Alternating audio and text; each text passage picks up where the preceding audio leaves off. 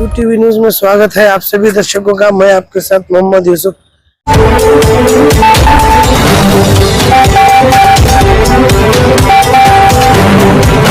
बीजापुर शहर में कई दिनों से जो डर का माहौल बना हुआ था कि रात में दूसरे शहरों से हो या दूसरे स्टेट से हो, जो रात में चोरी करने की जो वारदातें सामने आ रही थी, ये वारदातों के लोगों को जो है बीजापुर शहर में डर का माहौल जो लोगों को बना हुआ था, आज बीजापुर जिला एसपी के नेतृत्व में कल रात में ये चोरों के ऊपर जो चोरी करने के इरादे से और चोरी करने के जो घर घुसकर डरा कर धमका कर चाकू दिखाकर बंदूक पिस्तौल वगैरह दिखाकर जो लूटमारी करने के इरादे से जो लोग दूसरे गांव से, दूसरे शहर से, दूसरे स्टेट से जो बीजापुर शहर में, बीजापुर जिले में आए हुए थे, उनको जो है पुलिस एसपी साहब के नेतृत्व में Gol Gumbaz police inspector Mallaiah Mathapati sir और तौसीफ गोरी पीएसआई के नेतृत्व में एक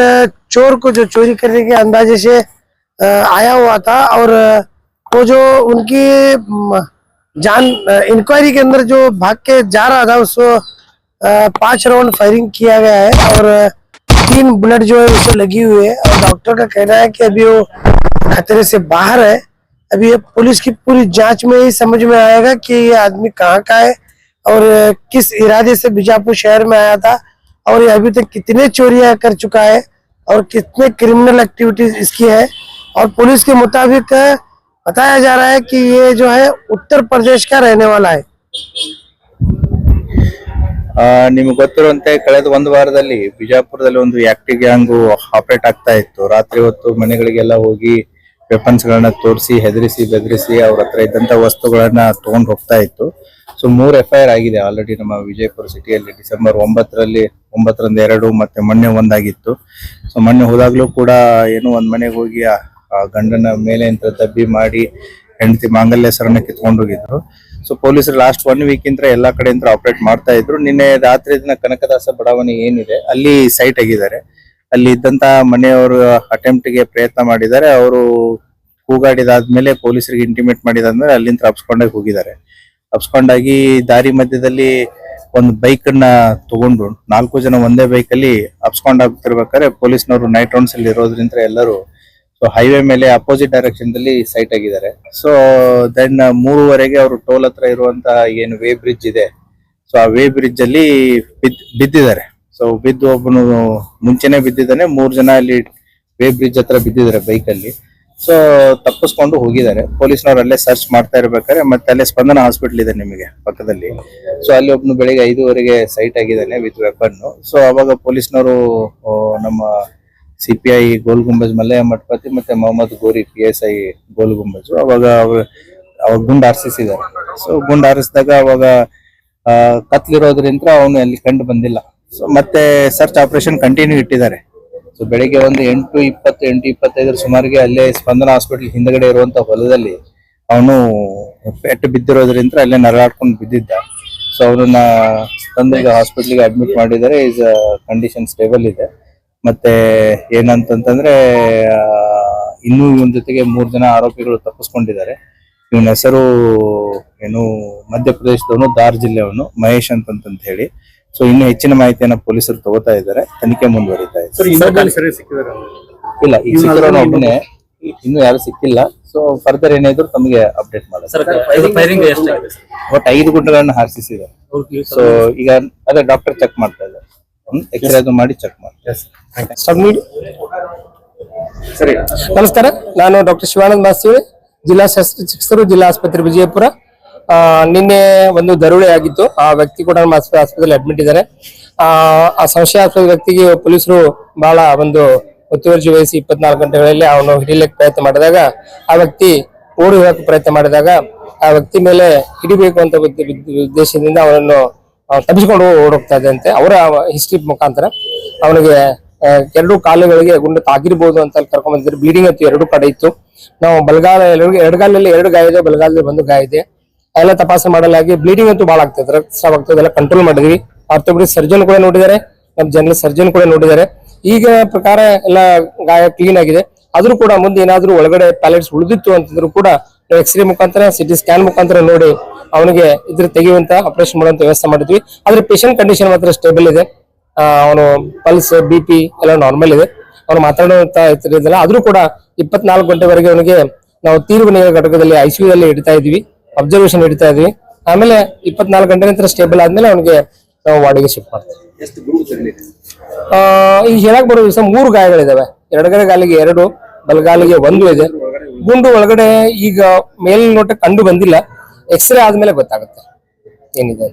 ಎಕ್ಸ್ರೇ ಮತ್ತು CT ಸ್ಕ್ಯಾನ್ ಆದ್ಮೇಲೆ ಗೊತ್ತಾಗುತ್ತೆ. ಆಮೇಲೆ